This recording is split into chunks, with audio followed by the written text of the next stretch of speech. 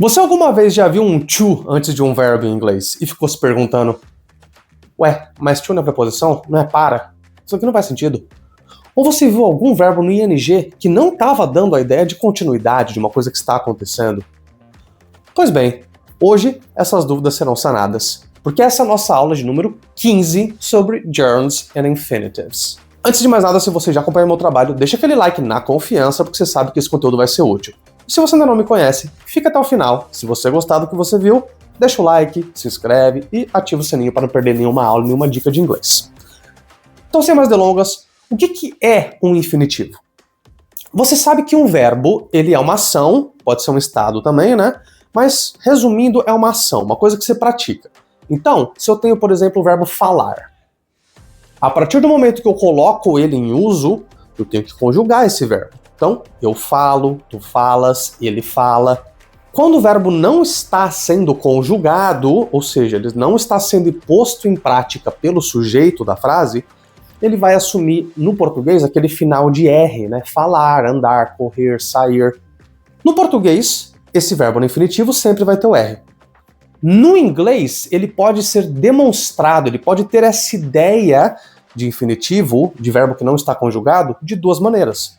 The infinitive with to, né, o infinitivo com o to, ou pelo gerund, o gerúndio, que é aquele verbo com ing, que dá aquela ideia de fazendo, acontecendo, indo, falando. Então, basicamente, eu tenho 3 momentos onde eu posso usar esse verbo no infinitivo ou no gerúndio, para ter essa ideia de verbo não conjugado, essa ideia de infinitivo da terminação R do português, que é quando ele for um sujeito, ou seja, ele que vai conjugar o verbo da frase. Então, ó, trabalhar é importante. Eu posso dizer tanto working is important, quanto to work is important. A única diferença aqui vai ser a entonação que você está dando, a ênfase. Quando você usa o to, ele é uma coisa um pouco mais formal, um pouco mais poética. Então é muito comum você ver em poemas, em discursos, ele tem uma carga maior com ele. O ing não, vai ser o que a gente usa no dia a dia mesmo, né? Então, dormir até tarde é tão bom. Sleeping late is so good. Outra maneira de você usar esse gerunds and infinitives é quando ele for o complemento da frase. Ou seja, one of the things I like to do is watching movies. Uma das coisas que eu gosto de fazer é assistir filmes. Watching movies, nesse contexto, assistir filmes. Eu também posso usar o to. The best thing in life is to watch movies. A melhor coisa na vida é assistir filmes. Que vai ser a mesma diferença de quando a gente usou ele como sujeito, né? O ing é o do dia a dia, é o mais comum, e essa ideia do to vai ser mais poética ou mais formal, vai ter um peso maior. Essa é a única diferença. Qual que é o grande problema? O grande problema é quando você precisa usar esse verbo como objeto direto do verbo principal. Ou seja, eu gosto de fazer alguma coisa. Eu gosto, o verbo principal é o gosto, o verbo gostar, né? I like. Logo, eu só posso ter um verbo conjugado por pessoa na frase. Eu não posso dizer eu gosto, trabalho, eu gosto, viajo. Sempre um verbo conjugado principal e o outro vai estar no infinitivo.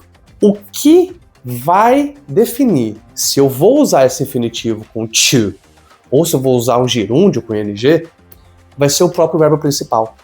Então, em inglês, você tem alguns verbos que sempre vão te obrigar a usar o ing depois deles. Por exemplo, o verbo enjoy. Para você falar que você gosta de assistir filmes, I enjoy watching movies. Eu gosto de viajar, I enjoy traveling. E você também tem verbos que vão te forçar a usar o infinitivo com to. Por exemplo, o verbo want. Eu quero viajar, I want to travel. Nunca vou poder dizer I want traveling. Eu quero estudar, I want to study. E assim por diante. E você tem verbos que vão te permitir escolher sem mudar nada na frase, sem mudar a ênfase, sem mudar nada. Por exemplo, o like. Para eu falar que eu gosto de viajar usando o verbo like, eu posso dizer tanto I like to travel, quanto I like traveling. Potato, potato. Dá na mesma. É uma simples opção sua. Não vai ter diferença nenhuma entre eles. Só que você tem que tomar cuidado com uma coisa. Tem alguns poucos verbos que eles vão te permitir usar as duas maneiras. Porém, o significado vai mudar. Quer ver um exemplo? O verbo stop.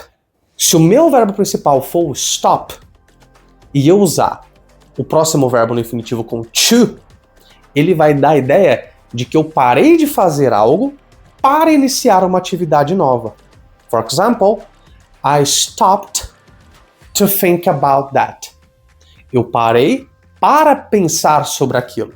Agora, se eu usar o stop e o verbo que vier depois dele estiver no ing, aí ele quer dizer que eu parei de fazer aquela coisa. I stopped thinking about that. Eu parei de pensar naquilo. Olha só a diferença. I stopped to think about it. Eu parei para pensar naquilo. I stopped thinking about it. Eu parei de pensar naquilo. Infelizmente, essa é uma daquelas coisas que a gente tem que memorizar. Então você vai aprendendo os verbos aos poucos e vai vendo quais deles que vão pedir o to, quais que vão pedir o ing e quais que vão te dar a opção de usar os dois e quais que vão te dar a opção de usar os dois com ideias diferentes. Não é tão complicado quanto parece. Quer saber como você faz para realmente não ter mais problemas com isso? Procura por conta própria quais verbos sempre são seguidos por to, quais sempre são seguidos por ing, quais que podem usar qualquer um deles. Joga isso no Google, joga alguma inteligência artificial, pega uma listinha com alguns deles e tente criar frases usando esses verbos, tente criar textos curtos usando eles, para você ter uma melhor internalização, memorização de como que cada verbo vai se portar nessa situação. E não esqueça de sempre se expor o máximo possível ao idioma.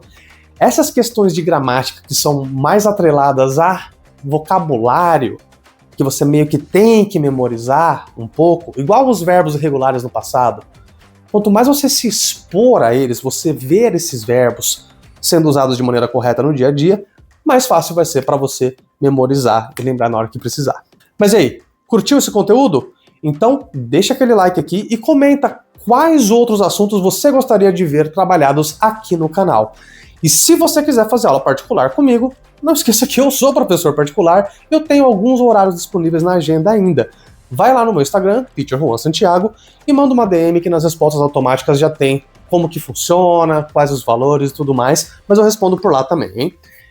Se você não tem tempo para fazer aula particular, eu também ofereço um serviço de imersão por WhatsApp.